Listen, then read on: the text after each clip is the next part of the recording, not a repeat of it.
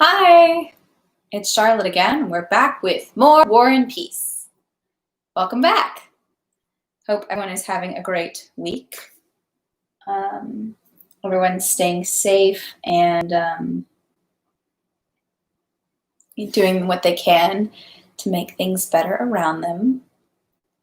I watched an interesting movie last night, Mississippi Burning. If you haven't seen it, really, really good film.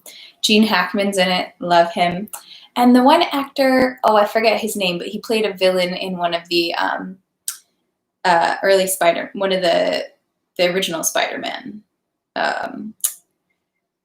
He didn't play Doc Ock. He played the Green Goblin. Oh, I forget his name. But he was great in this. It was a really good movie. So I recommend that. I might add it to my to-be watched list at the end of the description of the videos. As I said, I always post some information about ways you can be involved in fighting and educating ourselves about racial injustice in America, because it's not a new problem, and it's not something that went away. It's something that's like very recent. My grandpa even talks about being a military man in the South and seeing different drinking fountains based on what color skin you had. My grandpa, being my grandpa, he made a big deal, tried to make a big joke about it, and my grandma at the time was like freaked out that he's gonna cause trouble, basically, because he tried to drink out of the wrong colored drinking fountain. Yeah, that's my grandpa for you.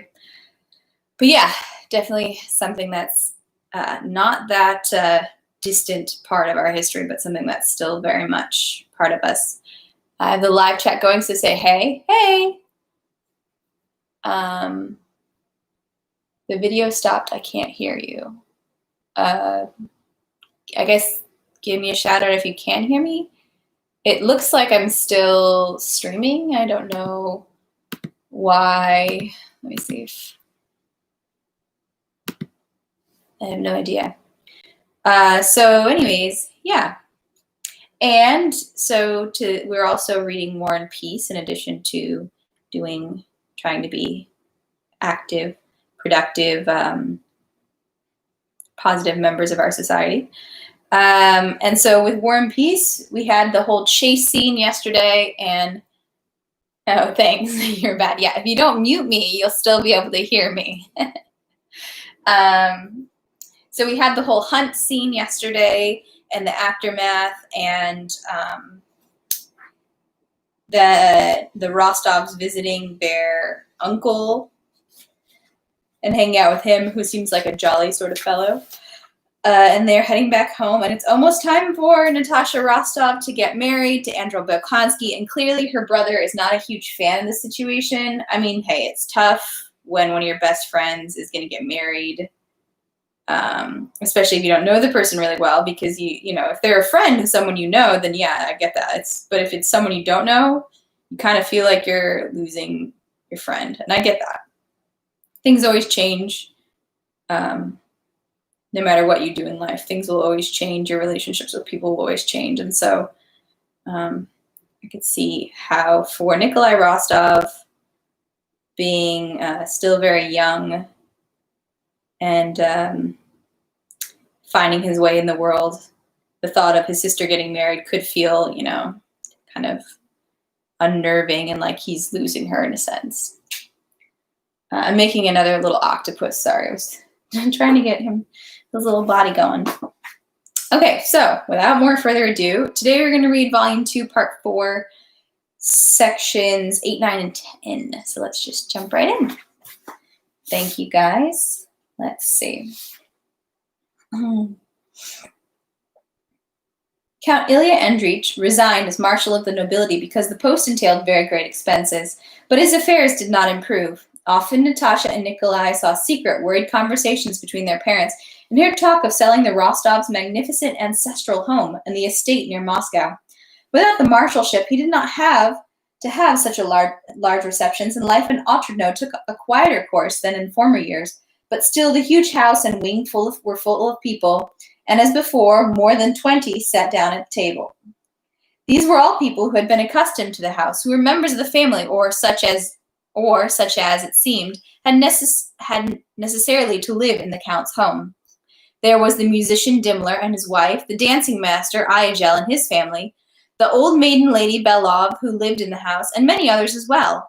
Petya's teachers, the girls' former governesses, and simply people who, for some reason or other, found it better or more advantageous to live in the Count's home than in their own. There was not such big receptions as before, but they maintained the same way of life, for without it, the Count and Countess could not imagine life at all.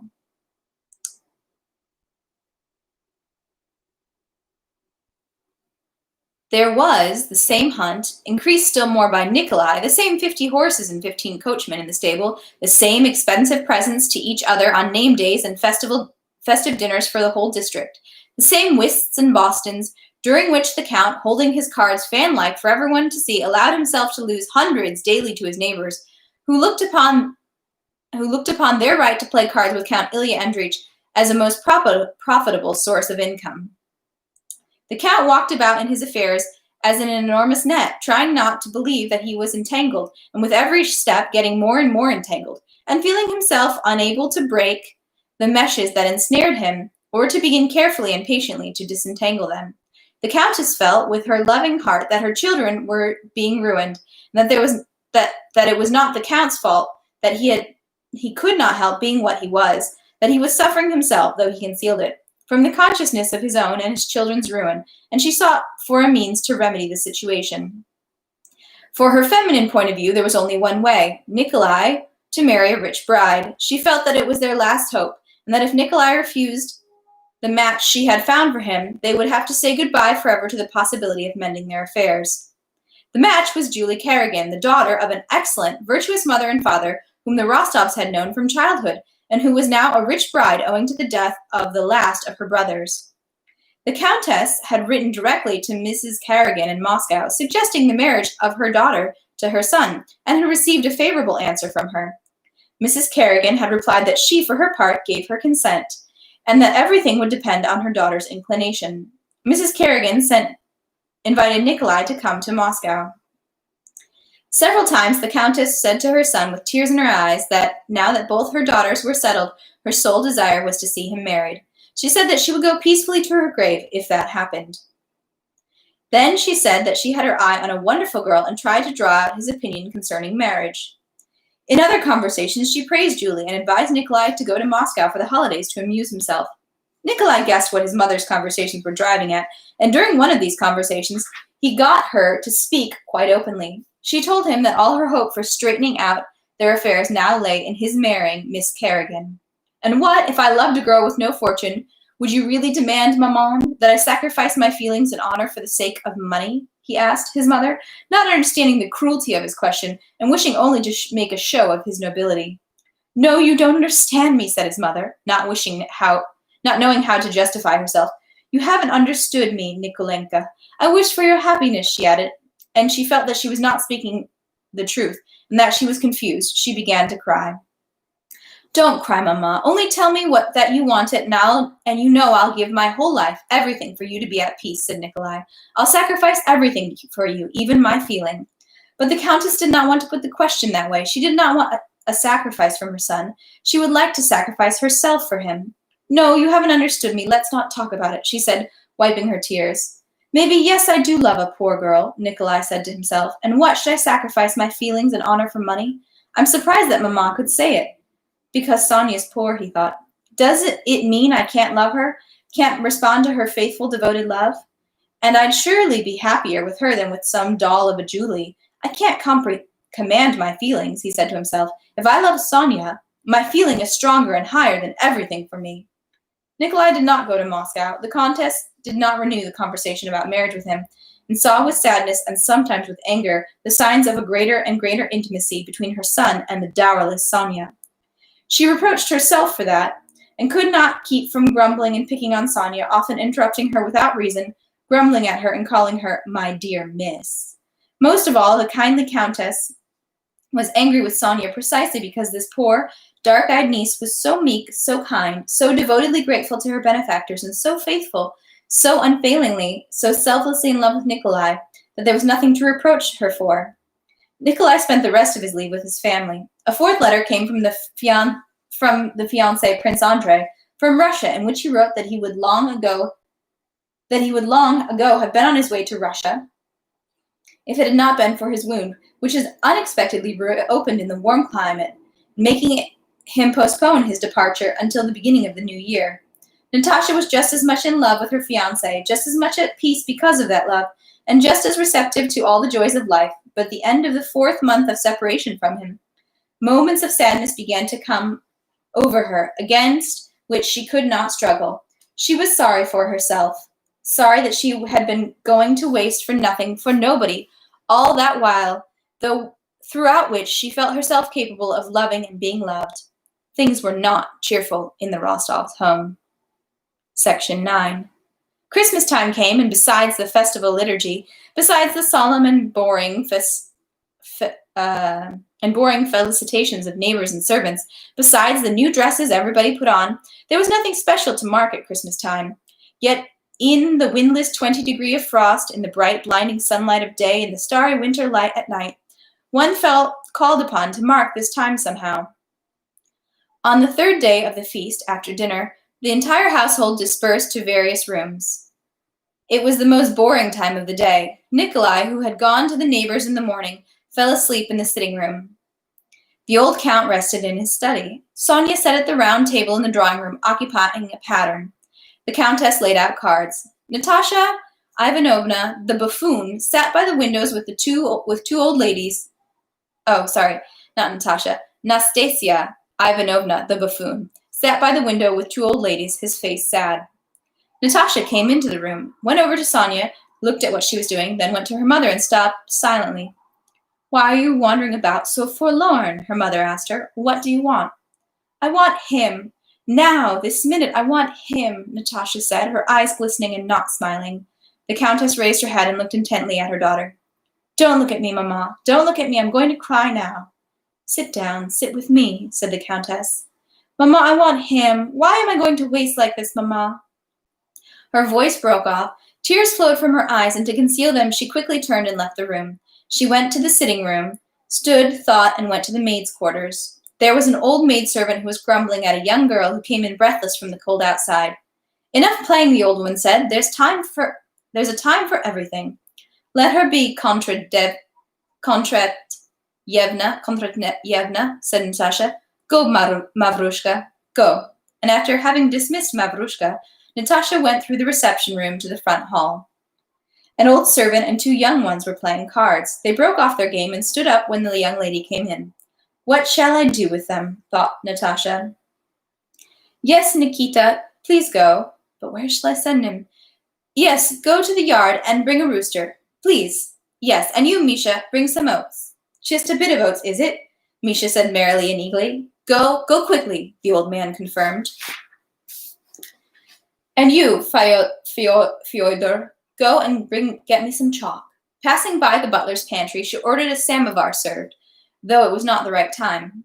The butler, Foka, was the most ill-tempered man in the whole house. Natasha liked to test her power over him. He did not believe her and went to ask if it was true. "This young lady, really," said Foka, pretending to frown at Natasha. No one in the house ordered so many people around or gave them so much work as Natasha. She could not look at people indifferently without sending them somewhere. It seemed to her as if she were testing whether any of them would get angry or upset with her. But people liked carrying out Natasha's orders as they did no one else's. "What shall I do? Where shall I go?" thought Natasha, walking slowly down the corridor. "Nastasia Ivanovna, what will I give birth to?" she asked the buffoon, who came from the opposite direction in his short quilted jacket. "Fleas, grasshoppers, and dragonflies," the buffoon replied. My God, it's all the same thing. Where shall I go? What shall I do with myself?" And stamping her foot, she quickly ran upstairs to Iagel, who lived on the upper floor with his wife. Iagel had 2 governesses sitting with him. There were plates of raisins, walnuts, and almonds on the table. The governesses were discussing whether it was cheaper to live in Moscow or in Odessa. Natasha sat down, listened to their conversation with a serious, thoughtful face, and got up. The island of Madagascar, she said. Madagascar. She repeated each syllable distinctly, and not answering Madame Strauss's question about what she was saying, left the room. Petya, her brother, was also upstairs. He and his tutor were preparing fireworks to be set off at night. Petya, Petka, she cried to him. Give me a ride downstairs. Petya ran over and offered his back. She jumped on it, put her arms around his neck, and he went skipping about with her. No, never mind, the island of Madagascar, she said, and jumping off his back, she went downstairs. Having gone around her kingdom, as it were, tested her power, and convinced herself that everyone was submissive, but that it was still boring, Natasha went to the reception room, took her guitar, and sat in the corner behind a little cupboard and began to pluck at the bass strings, picking out a phrase she remembered from an opera that she had heard in Petersburg with Prince Andrei. For an uninitiated listener, what came of her playing would have been something that had no meaning, but in her imagination a whole series of memories arose from these sounds. She sat behind the little cupboard, her eyes fixed on a strip of light coming from the pantry door, listened to herself, and remembered. She was in a state of remembrance. Sonia walked across the reception room to the pantry with a glass in her hand. Natasha looked at her at the crack of the pantry door, and it seemed to her that she remembered light coming through the crack in the pantry door and Sonia passing by with a glass. Yes, that happened too, in the same way, Natasha thought. Sonia, what's this? Natasha cried, plucking a thick string with her fingers. Ah, there you are. You're here, Sonia said, giving a start, and she came over and listened. I don't know, a storm? She said timidly, afraid of being wrong. She gave a start in just the same way, came over in just the same way, and smiled timidly when it happened before, thought Natasha, and in just the same way. I thought there was something lacking in her. No, it's a chorus from the water carrier, don't you hear? And Natasha finished singing the chorus to give Sonia the idea. Where did you go? Asked Natasha. To change the water in the glass. I'm just finishing a pattern. You always keep busy. I don't know how, said Natasha. And where's Nikolenka? Asleep, I think. Go and wake him up, Sonia. Tell him I'm calling him to sing. She went on sitting, not thinking about what it meant that it had all happened before, and not resolving the question and not regretting it in the least, was again carried back in her imagination to a time when she was with him and he was looking at her with amorous eyes. Ah, if only he'd come soon. I'm so afraid it won't happen, and above all, I'm getting old. That's the thing. What's in me now won't be there anymore. But maybe he'll come tomorrow, right now. Come today, right now. Maybe he has come and is sitting there in the drawing room. Maybe he already came yesterday and I forgot. She stood up, set aside the guitar, and went to the drawing room. All the household people, tutors, governesses, and guests were already sitting at the tea table. The servants stood around the table. Prince Andrei was not there, and it was still the old habitual life. Ah, here she is, said Ilya Andreich, seeing Natasha come in. Well, sit here with me. But Natasha stopped by her mother, looking around as if searching for something. Mamma, she said, give him to me, Mamma, quickly, quickly, and she again had difficulty holding back her sobs. She sat down at the table and listened to the conversation of the older people and of Nikolai, who had also come to the table. My God, the same faces, the same conversation, Papa holding his cup in the same way and blowing in exactly the same way, thought Natasha, horrified at the feeling of revulsion rising against the whole household for always being the same. After tea, Nikolai, Sonia, and Natasha went to the sitting room, to their favorite corner where their most heartfelt conversations always began.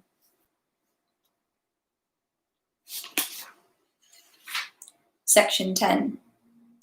Does it ever happen to you, Natasha said to her brother when they had settled in the sitting room, does it ever happen to you that you feel that there's nothing more, nothing, that everything good has already happened? And it's not really boring but sad? As if it doesn't, he said. It's happened to me that everything's fine, everybody's merry, and suddenly comes into my head that it's all tiresome and we all ought to die. Once in the regiment, I didn't go to an outdoor feat, and there was music there, and I suddenly felt so bored. Ah, I know, Natasha picked up. I was still little when it happened to me. Remember, I was punished once for the plums, and you were all dancing, but I sat in the schoolroom and cried. I cried so much. I never forgot it.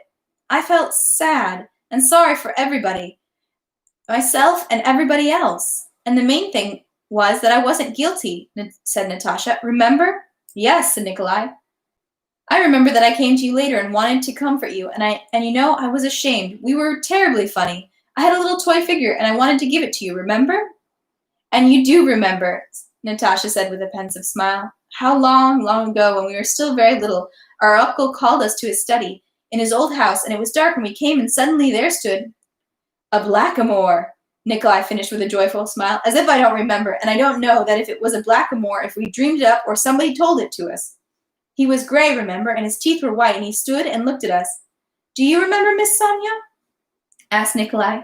Yes, I also remember something, Sonia replied timidly.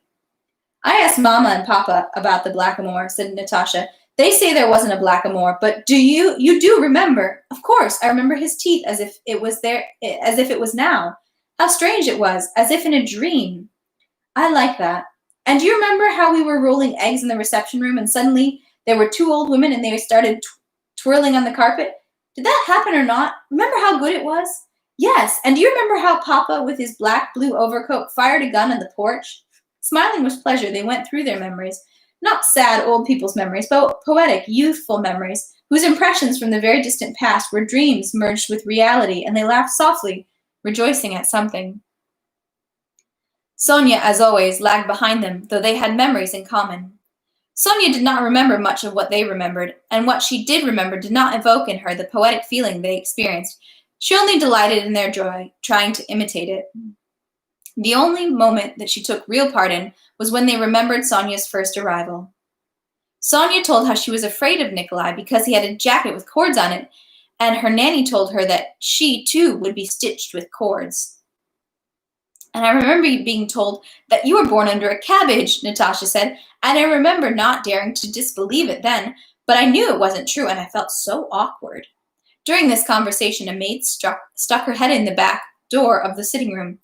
They brought the rooster, miss, the girl said in a whisper. Never mind, Polya, tell them to take it away, said Natasha. In the midst of the conversation going on in the sitting room, Dimmler came in and went to the harp that stood in the corner. He took the cloth off of it, and the harp gave out a false sound. Edward Carlick, please play my favorite nocturne by Monsieur Field, the voice of the old countess said in the drawing room. Dimmler struck a chord and turned to Natasha, Nikolai, and Sonia, and said, You young people sit so quietly. We're philosophizing, said Natasha, glancing at him for a moment and continuing the conversation. The conversation had gone on to dreams. Dimmler began to play. Inaudibly, on tiptoe, Natasha went to the table, picked up the candle and took it out, and came back, and went and quietly sat down in her place. The room was dark, especially on the sofa where they were sitting, but the silver light of the full moon fell on the floor through the big windows. You know, said Natasha in a whisper, moving closer to Nikolai and Sonia, when Dimmler had finished and still sat there, lightly thrumming the strings, clearly undecided whether to stop or begin something new. I think that when you remember everything like that, you could go on until you remember what was there before you were in the world. That's metempsychosis, said Sonia, who had always been a good student and remembered everything. The Egyptians believed that our souls were in animals and would go back into animals. No, I don't believe we were in animals, Natasha said in the same whisper, though the music had stopped. I know for certain that we were angels somewhere and visited here, and so we remember everything. May I join you? Asked Dimmler, quietly approaching and sitting down with them. If we were angels once, why did we end up lower? Asked Nikolai. No, that can't be. Not lower. Who told you it's lower? How do I know what I used to be? Natasha objected with conviction. The soul is immortal, which means if I will live forever, then I will also live before, lived for the whole eternity. Yes, but it's hard for us to imagine eternity, said Dimmler, who had approached the young people with a mildly scornful smile, but was now speaking as softly and as seriously as they were. Why is it hard to imagine eternity? Asked Natasha. There will be today, and there will be tomorrow, there will be always, and there was yesterday, and there was the day before. Natasha, it's your turn now. Sing something for me, said the Countess's voice. Why are you sitting there like conspirators? Mama, I really don't want to, said Natasha, but at the same time she got up. None of them, not even the not-so-young Dimmler, wanted to break off the conversation and leave the sitting room, but Natasha got up and Nikolai sat at the clavichord. As always, Natasha stood in the middle of the room, choosing the most advantageous place for residence, and began to sing her mother's favorite piece. She said she did not want to sing, but for a long time before and a long time after, she did not sing as she sang that evening. Count Ilya Andreich heard her singing from the study, where he was talking with Mitenka, and like a schoolboy who finishes his lesson while hurrying to go and play, he became confused as he gave orders to his steward and finally fell silent. And Mitenka, also listening, stood before the Count, silently smiling. Nikolai could not take his eyes off his sister and paused for breath together with her. Sonia, listening, thought of what an enormous difference there was between her and her friend, and how impossible it would be for her to ever be so slightly as bewitching as her cousin. The old countess sat with a happy smile and tears in her eyes, shaking her head from time to time. She was thinking of Natasha and of her own youth, and how there was something unnatural and frightening in this forthcoming marriage between Natasha and Prince Andrei. Dimmler, having sat down by the countess, closed his eyes and listened. No, Countess, he said finally. That is a European talent. There is nothing for her to learn. That softness, tenderness, power. I'm so afraid for her, so afraid, said the Countess, forgetting whom she was talking to. Her maternal intuition told her that there was too much of something in Natasha, and that because of it she would not be happy. Natasha had not yet finished singing when the enraptured 14-year-old Petya came running into the room with news that the mummers had come. Natasha suddenly stopped. Fool! She shouted at her brother, ran to a chair and fell on it and burst into such sobbing that she could not stop for a long time. It's nothing, Mamma. Really nothing. It's nothing. Petya just startled me, she said, trying to smile, but her tears still flowed and sobs choked her. Servants dressed up as bears, Turks, innkeepers, ladies, frightening and funny, brought cold air and merriment in with them.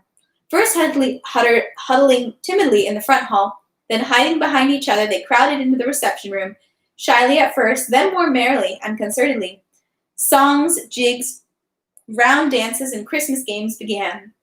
The Countess recognized the faces, laughed at the costumes, and went to the drawing room. Count Ilya Andreich sat in the reception room with a beaming smile, approving of the games. The young people disappeared somewhere. Half an hour later, an old lady in a farthingale appeared in the room among the other mummers. This was Nikolai. The Turkish woman was Petya. The clown, this was Dimmler. The hussar was Natasha, and a Circassian was Sonia, with mustache and eyebrows drawn with burnt cork. After indulgent surprise, non-recognition, and praise from the non-costume side, the young people decided their disguises were so good that they had to be shown to somebody else. Nikolai, who wanted to give everyone a ride over the excellent road in his troika, suggested they take a dozen or so of the dressed-up servants and go to their uncle's. Ah, you'll just disturb the old man, said the Countess, and there's no room to turn around in his place. If you go anywhere, it should be to the Melyukovs. Mrs. Melyukov was a widow with children of various ages, along with their governesses and governors, who lived 3 miles from the Rostovs. That, ma chérie, is a brilliant idea, the old Count picked up, all aroused. Let me get dressed up now, and I'll go with you. I'll rouse Pachette, too. But the Countess did not consent to let the Count go. He had had a pain in his leg all those days. It was decided that Ilya Andreich should not go, and that if Louisa Ivanovna, Madame Schoss, went, then the young ladies could go to Mrs. Melyukov's. Sonia, always timid and shy, was the most insistent in begging Louisa Ivanovna not to refuse them. Sonia's outfit was the best of all. Her mustache and eyebrows were remarkably becoming. Everybody told her that she was very beautiful, and she was in an animatedly energetic mood unusual for her. Some inner voice told her that her fate was to be decided that night or never, and in a man's clothes she seemed a completely different person. Louisa Ivanovna consented, and in half an hour 4 troikas with harness, bells, and sleigh bells, their runners screeching and squeaking over the frosty snow, drove up to the porch. Natasha first set the tone for the holiday merriment, and that merriment, reflected from one to the other, intensified more and more, and reached its highest point at the moment when they all went out into the cold and talking, calling out to each other, laughing and shouting, got into the sleighs. 2 of the troikas were for everyday driving. The third was the old count's, with an oral trotter in the shafts. The fourth was Nikolai's own, with a small, shaggy black shaft horse. Nikolai, in his old lady's outfit, over which he put a belted hussar's cape, stood in the middle of his sleigh with a short grip on the reins. It was so bright that he could see the harness plates gleaming in the moonlight, and the eyes of the horses glancing fearfully at their passengers, who were making a great noise under the dark roof of the porch. Natasha, Sonia, Madame Schoss, and 2 maids got into Nikolai's sleigh. Dimmler, his wife, and Petya got into the old count's sleigh. The dressed-up servants got into the other 2. "You go ahead, Zakhar," Nikolai cried to his father's coachman, so as to have the chance to outrun him on the road. The old count's troika, with Dimmler and the other mummers, set off ahead, its runners screeching as if freezing to the snow, the deep-toned bells clanging. The outrunners pressed themselves to the shafts and sank deeply, churning up the snow, compact and sparkling like sugar. Nikolai set out after the first troika. Behind him the rest came rattling and screeching. At first they went at a slow trot along the narrow road. As they drove past the garden, shadows from the bare trees often lay across the road and obscured the bright light of the moon. But as soon as they drove beyond the fence, a plain of snow, sparkling like diamonds, with a dove-blue sheen, bathed in moonlight and motionless, opened up on all sides. Once, twice, the front sleigh jolted over a bump. The next sleigh jolted in the same way, then the next, and boldly breaking the frost-bound stillness, the sleighs strung out, one after the other. "Hare's tracks, lots of them," Natasha's voice rang out in the frost-bound air. "How clear it is, Nicholas," Sonia's voice said. Nikolai turned to look at Sonia and bent down to see her face more clearly. A totally new, dear face was with black eyebrows and mustache, both near and distant in the moonlight, peeked from the sable fur. That used to be Sonia, thought Nikolai. He looked at her more closely and smiled. "What is it, Nicholas?" "Nothing," he said, and turned to the horses again. Having driven up to the smooth high road, slicked down by runners and all cut up with the tracks of caulked horseshoes visible in the moonlight, the horses began to pull at the reins and speed up by themselves. The left outrunner, thrusting its head back, leaped and tugged at its traces. The shaft horse swayed, twitching its ears as if asking, "Shall we start, or is it too early?" Ahead, already far away and clanging its deep-toned bell, Zakhar's black troika was clearly visible against the white snow. From his sleigh came shouts and laughter and the voices of the mummers. "Well now, my gentles," cried Nikolai, tugging the reins to one side and raising the whip in his hand, and only by the keener wind that seemed to rush at them, and by the straining tug and ever-increasing gallop of the outrunners could they tell how quickly the troika was flying. Nikolai turned and looked back. The other troikas hastened after them, with shouting and shrieking, the waving of whips and urging on of the shaft horses. His shaft horse rolled steadily under the bow, not even thinking of slowing down, but promising to push on more and more when necessary. Nikolai caught up with the first troika. They drove down some sort of hill and came out on a wide trampled road across a meadow by the river. "Where are we going?" thought Nikolai. "Across Sloping Meadow it must be, but no, this is something new. I've never seen it before. This isn't Sloping Meadow or Diamkin's Hill. It's God knows what. It's something new and magical. Well, whatever." And urging his horses on, he began to pass the first troika. Zakhar reined in his horses and turned his face, already covered with hoarfrost, up to the eyebrows. Nikolai gave his horses free rein, and Zakhar, stretching his arms forward, clucked his tongue and let his own go. "Hold on now, master," he said. The troikas flew on still faster, side by side, and faster moved the legs of the galloping horses. Nikolai began to pull ahead. Zakhar, without changing the position of his outstretched arms, raised the hand that held the reins. "No, you don't, master," he cried to Nikolai. Nikolai sent his horses into a gallop and outstripped Zakhar. The horses sent a spray of fine, dry snow into the faces of the passengers beside them was a rapid tinkling of bells and the tangle of quickly moving legs and shadows of the troika they were outstripping. From all sides came women's shrieks and the whistles of runners over the snow. Stopping his horses again, Nikolai looked around. Around him was the same magical plain drenched in moonlight with stars strewn over it.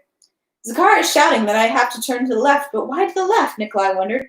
"Are we driving to the Melyukovs? Can this be Melyukov? We're driving God knows where, and God knows what's going on with us. It's very strange and good what's going on with us." He glanced back into the sleigh. Look, his mustache and eyelashes are all white, said one of those strange, pretty, and unfamiliar young people with fine eyebrows and a mustache. That one, I think, was Natasha, thought Nikolai, and that other one, Madame Schloss. Or maybe not, and this Circassian with the mustache. I don't know who she is, but I love her. Aren't you cold? He asked. They did not reply and burst out laughing. Dimmler shouted something from the sleigh behind. Probably something funny, but it was impossible to hear what it was. Yes, yes, the voices answered, laughing. Here, however,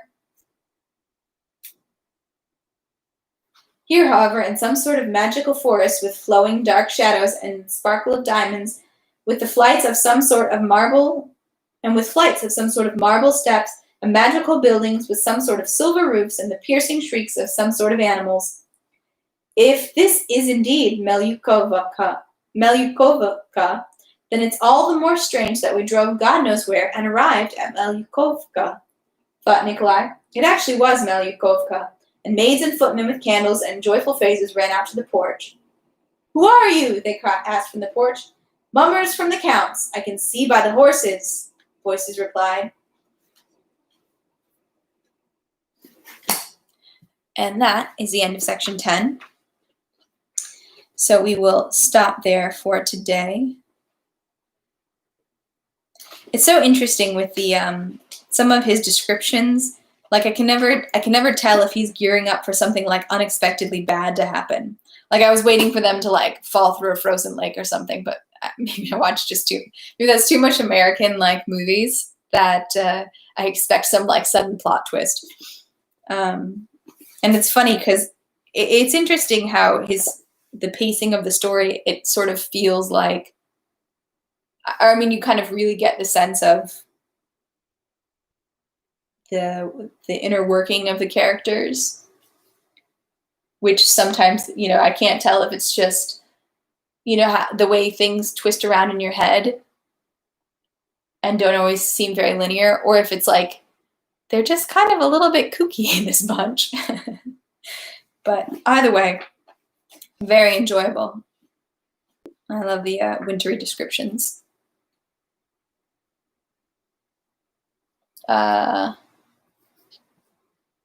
Interesting. Let's see what we got. Comments over here. Interesting how Tolstoy wrote about descriptions back then. He probably didn't realize it. Social structures. I'm not sure he didn't realize it because he kind of made a big point about, with all the political stuff, about how Prince Andrei and Pierre, how there was this movement, this social movement for more egalitarianism and the liberation of the serfs. And, even when they make comments about, which I'm sure was kind of normal, but the fact that like the one guy had a hunting dog that was worth like 3 families, like he sold 3 whole families of people to get this one dog. There's like, I don't know if all of it is intentional, but I definitely think some of it is. And definitely because he kind of, the characters that we kind of admire, like Pierre and Prince Andrei, they are the ones who are trying to do these sort of more progressive social goods. So I think he definitely knows and intentionally put in this sort of subtle commentary about social inequality in his work. Because feudal Europe, Europe and even Asia, because Russia's technically Asia, but like it was really brutal for a long time. Like you were either wealthy nobility, which was a very small percentage, or your life was owned by someone else. And maybe not in the same brutal way as like this like transatlantic slave trade, because I don't think anyone should ever try to make that like correlation. I don't think that's quite the same. But there was definitely a high degree of brutality in feudal system. Yeah, the OG 1%. Yeah, we thought we got rid of the, people think they get rid of the royalty, nobility, and the 1% and the wealthy class and, make things more fair. But no, it's still there. Come on. George Washington was cousin to the King of England. And originally his family was given huge tracts of land and a contract that basically gave them the right to all land west of Appalachia. So basically the King of England was like, My cousin, here's your kingdom. So yeah, 1%'s been around for a long time, hiding in plain sight. But yeah, good interesting thoughts. So that's all for today. Remember, I will have the readings up for tomorrow. So moving forward, you can tune in anytime or again at 3 o'clock to listen to tomorrow and Friday's reading. So yeah, see you tomorrow at 3. Have a great day. Huge tracts of land. Happy Wednesday, everybody.